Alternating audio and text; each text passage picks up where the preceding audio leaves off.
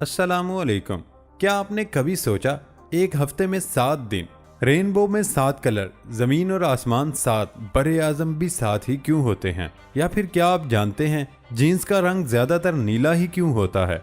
या फिर दुनिया का वो पहाड़ जहां खवातीन को जाने की तो क्या, उसके करीब कदम रखने की भी इजाजत नहीं, लेकिन क्यों? आज की वीडियो में आप ऐसे ही हैरान कर देने वाले इंटरेस्टिंग फैक्ट्स के बारे में जानने वाले हैं। मैं हूं हम्माद सादिक और आप देख रहे हैं रियलिटी फैक्ट्स। वीडियो शुरू करने से पहले नए आने वाले दोस्तों से गुजारिश है वो हमारे चैनल को सब्सक्राइब कर लें और बेल आइकॉन से नोटिफिकेशन फॉर ऑल पर क्लिक कर लें ताकि हमारी नई आने वाली हर वीडियो को आप बआसानी देख सकें। तो चलते हैं आज के दिलचस्प सफर की तरफ। फैक्ट नंबर 1, साइंसदानों के मुताबिक मकड़ियां सालाना बुनियादों पर इंसानों की निस्बत दुगना गोश्त खाती हैं। दुनिया भर के 25 मिलियन मीट्रिक टन वजन की मकड़ियां सालाना 800 मिलियन टन गोश्त खाती हैं। तहकीक के मुताबिक ये नन्ही मुन्नी मखलूक दुनिया भर में सालाना बुनियादों पर जितने कीड़े मकोड़े खा जाती हैं, उन्हें तोला जाए तो उनका वजन करीब 800 मिलियन मीट्रिक टन बनता है। इसके मुकाबले में दुनिया भर के इंसान सालाना 400 मिलियन मीट्रिक टन गोश्त खाते हैं, यानी मकड़ियां हर साल की निस्बत करीब दुगना गोश्त खा जाती हैं। मकड़ियों और इंसानों के बाद व्हेल मछलियां तीसरे नंबर पर हैं, जो सालाना 280 से 500 मिलियन मीट्रिक टन खुराक खाती हैं। साइंसदानों का कहना है कि मकड़ियों की शिकार करने की हवस माहौल के हिसाब से कम या ज्यादा भी हो जाती है। अब तक साइंसदानों का ख्याल था कि मकड़ियां फसलों में मौजूद हशरातुल अर्ज के खात्मे में अहम किरदार अदा करती है, लेकिन इस ताज़ा तहकीक में ये बात भी सामने आई खेतों खलियानों में मौजूद कीड़े मकोड़ों के खात्मे में मकड़ियों का किरदार दरअसल बहुत कम है। मकड़ियां सबसे ज्यादा जंगलात में मौजूद हशरातुल अर्ज का शिकार करती हैं। कुछ किस्में ऐसी भी हैं जो मेंढकों, छिपकलियों, सांपों और मछलियों से लेकर चमगादड़ों समेत परिंदों तक को खा जाती हैं। फैक्ट नंबर 2, हम अपने नौमौलूद बच्चों को मोबाइल और दीगर गैजेट्स पकड़ाकर बहुत खुशी महसूस करते हैं, लेकिन दुनिया का अमीर तरीन आदमी बिल गेट्स का कहना है वो अपने बच्चों को तब तक मोबाइल फोन इस्तेमाल करने की इजाजत नहीं देता जब तक वो 14 साल के न हो जाएं। वो न सिर्फ 14 साल की उम्र पहुंचने तक बच्चों को मोबाइल इस्तेमाल करने नहीं देते, बल्कि उसके बाद वो रात के वक्त गैजेट्स के इस्तेमाल को भी महदूद कर देते हैं। बिल गेट्स, जिनके 3 बच्चे हैं, उनके बच्चों को खाने की मेज पर भी मोबाइल की इजाजत नहीं होती। वो एक वक्त सेट करते हैं जिसके बाद मोबाइल के इस्तेमाल की इजाजत नहीं होती ताकि वो सही तरह से सो सकें। हर चीज के इस्तेमाल के लिए इतदाल जरूरी है और बिल गेट्स ये चाहते हैं कि उनके बच्चे मोतदिल रहते हुए अपनी जिंदगी गुजारें। अगर उनका ध्यान मोबाइल की तरफ होगा वो अपनी नींद पूरी नहीं कर सकेंगे और सेहतमंद भी नहीं होंगे। फैक्ट नंबर 3, वैसे तो जीन्स का इस्तेमाल बहुत ज्यादा होता है और ज्यादातर उसका रंग नीला ही होता है, लेकिन बहुत कम लोग ये जानते हैं कि इस रंग को ज्यादा क्यों इस्तेमाल किया जाता है। इस सवाल का जवाब ढूंढने के लिए पहली बार जीन्स की तैयारी के मराहिल के बारे में जानना होगा। लीवी स्ट्रॉस जीन्स की इजाद के लिए जाने जाते हैं। इसने इस तरह की पैंट का पेटेंट अपने नाम रजिस्टर कराया था। उस जमाने में डेनिम का कपड़ा मजदूरों में इस्तेमाल किया जाता था और डिजाइनर ने इसमें कुछ चीजों का इजाफा करके उसे दुनिया भर में मकबूल बना दिया। दर हकीकत उसने उस जमाने में ज्यादा पसंद की जाने वाली भूरी कॉटन पतलून, जिसे डिक का नाम दिया था, उसका डिजाइन अपनाया था। ये पैंट जल्द जीन्स के सामने हार मारकर मार्केट से दूर हो गई और जीन्स के लिए नीले रंग का इंतखाब ब्लू डाई की कीमियाई खसूसियात की वजह से हुआ। बेशतर रंगों की डाइज गर्म दर्जा हरारत में कपड़े के अंदर फैल जाती हैं और रंग का दाग लग जाता है। उसके मुकाबले में ब्लू डाई, जिसे पहली जीन्स पर इस्तेमाल किया गया, धागे के बाहरी हिस्से तक महदूद रहती है और जब इस डाई वाली जीन्स को धोया जाता है तो बहुत कम डाई ही पानी में बहती है और धागा भी उनके साथ निकल जाता है। इस कपड़े की एक खासियत ये भी है कि जितना जीन्स को धोएंगे उतनी नरम हो जाएगी और बतदरीज मुख्तलिफ जगहों से फट जाती है, जैसा आजकल फैशन भी है। इस नरमी ने जीन्स को मजदूरों का अवलीन इंतखाब बनाया और दीगर पतलूनों का फैशन खत्म हो गया। फैक्ट नंबर 4, यूरोपीय मुल्क यूनान के शुमाल मशरिक में ईसाई मजहब का मुकद्दस मुकाम माउंट एथोस वाक़े है। दरअसल ये 335 मुरब्बा किलोमीटर पर मुहित जजीरा नुमा है, जो गालिबन दुनिया का सबसे बड़ा इलाका है जहाँ खवातीन को दाखिल होने की इजाजत नहीं। बल्कि यहाँ बिल्लियों के सिवा किसी भी किस्म के मादा जानवरों को भी दाखिले की इजाजत नहीं। इस पहाड़ पर कदीम ईसाई मजहब की 20 खानकाह वाक़े हैं। तारीखदान कहते हैं कदीम ईसाई खानकाहें जहाँ तारक दुनिया राहब रहा करते थे,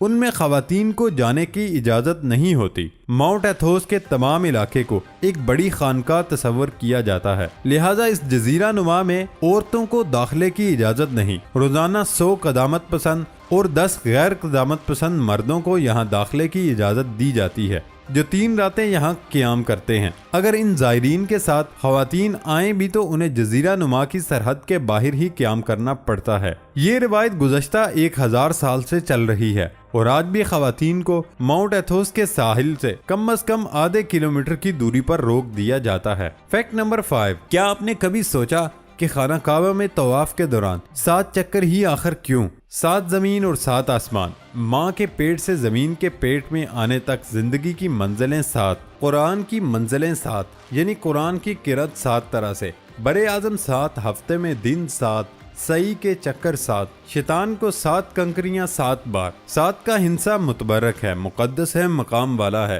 खैर ये हिंसा अल्लाह को प्यारा है, इसीलिए तवाफ के चक्कर भी 7 हैं, ईदैन की तकबीरें भी 7 हैं और 7 बरस की उम्र में बच्चों को नमाज पढ़ने की तरगीब दिलाने का हुक्म हुआ। रिवायत है कि रसूलुल्लाह सल्लल्लाहु अलैहि वसल्लम ने अपने मर्ज में 7 मशकीज़ा पानी से गुस्ल कराने के लिए फरमाया। अल्लाह ने कौम आद पर तूफान बादो बारां 7 रात तक जारी रखा। अभी तक साइंटिफिकली ये पता नहीं चल सका कि इस हिंसे को ऐसे बार बार क्यों इस्तेमाल किया गया। फैक्ट नंबर 6, सेल्फी का जुनून भी नई नस्ल के सर चढ़ चुका है। आज जिसे देखो हमा वक्त सेल्फियां बनाकर सोशल मीडिया पर पोस्ट करने में मसरूफ नजर आता है। लेकिन क्या कभी आपने गौर किया, लड़कियां अक्सर मोबाइल फोन चेहरे के ऊपर की तरफ उठाकर सेल्फी लेती हैं, जबकि लड़के बिल्कुल कदरे नीचे से। अब कनाडा के साइंसदानों ने लड़के और लड़कियों के सेल्फी लेने के अंदाज में इस फर्क की वजाहत कर दी। साइंसदानों का कहना है लड़के नीचे से यानी पेट के सामने मोबाइल फोन रखते हुए इसलिए सेल्फी लेते हैं क्योंकि इस तरह सेल्फी में वो दराज कद और ताकतवर मालूम होते हैं। इसके बरक्स लड़कियां सर के ऊपर से इसलिए सेल्फी लेती हैं क्योंकि वो चेहरे के तमाम अवारिस को वाज़े तौर पर देखना चाहती हैं और अपना मोटापा छुपाना चाहती हैं। साइंसदानों ने जितने लोगों का डाटा हासिल किया उनमें से 40% लड़के नीचे से ऊपर की तरफ से सेल्फी लेते थे। लड़कियों में इस तरह सेल्फी लेने की शरह सिर्फ 16% थी। उसके बरक्स 25% लड़कियां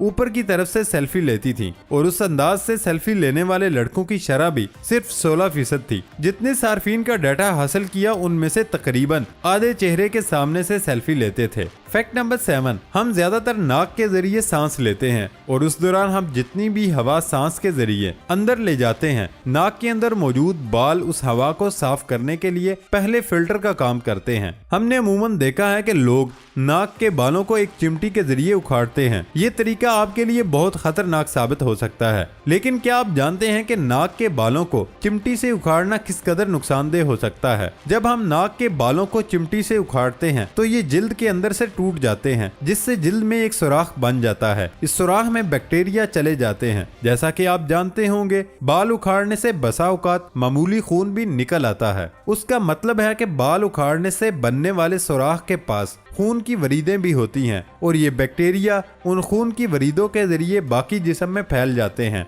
और इन्फेक्शन करते हैं। बिलखुसूस नाक के बालों के उखाड़ने से बनने वाले सुराहों के जरिए जिस्म में सरायत करने वाले ये जरासीम और बैक्टीरिया दिमाग की झिल्ली के वर्म और दिमाग के ट्यूमर का बायस बनते हैं। आप अपने बालों को बिल्कुल भी नाक से बाहर ना बढ़ने दें, लेकिन उसके लिए उन्हें चिमटी से उखाड़ने की बजाय कैंची से काटें और सिर्फ उतना ही काटें कि ये नाक से बाहर नजर ना आए। नाक के अंदर तक बालों का काटना भी कई बीमारियों को जन्म देता है क्योंकि उससे अंदर जाने वाली हवा बेहतर अंदाज में साफ नहीं हो पाती। फैक्ट नंबर 8, हमारे यहाँ दुल्हनों का उरूसी लिबास कई रंगों से आरास्ता होता है, लेकिन अगर आप मगरबी माशरे की जानिब नजर दौड़ाएं तो आपको वहाँ शादी के मौके पर हर दुल्हन सिर्फ सफेद रंग का ही उरूसी लिबास पहने दिखाई देगी। क्या आप जानते हैं कि ऐसा क्यों होता है? अगर नहीं तो आइए हम आपको बताते हैं। बाज अफराद इस सफेद रंग के उरूसी लिबास को देखकर ये समझते हैं कि ये शायद ईसाई मजहब का हिस्सा है और उसे पाकीज़गी की इलामत समझा जाता है,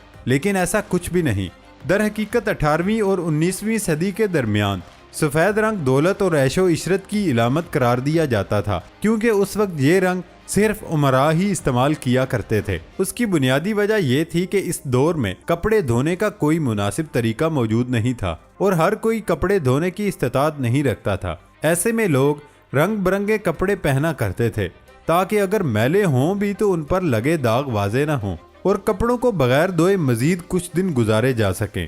इसके बरक्स सफेद रंग के कपड़ों पर हल्का सा दाग भी कुछ ज्यादा ही नुमायां हो जाता है। इसलिए माजी में सफेद रंग के कपड़े सिर्फ अमीर तरीन अफराद या उनकी दुल्हनें उस रंग का उरूसी लिबास ही इस्तेमाल किया करती थी, जो कि शाहाना तर्ज जिंदगी की जानिब इशारा होता है। वक्त गुजरने के साथ साथ ये रिवायत आम होती चली गई और माशरे में उस हद तक सिरायत कर गई कि मगरबी दुल्हनों का सफेद रंग का उरूसी लिबास उनकी सकाफत का ही हिस्सा बन गया है। दोस्तों, ये थी हमारी आज की वीडियो। नई वीडियो आने तक इजाजत दें। अल्लाह हाफिज।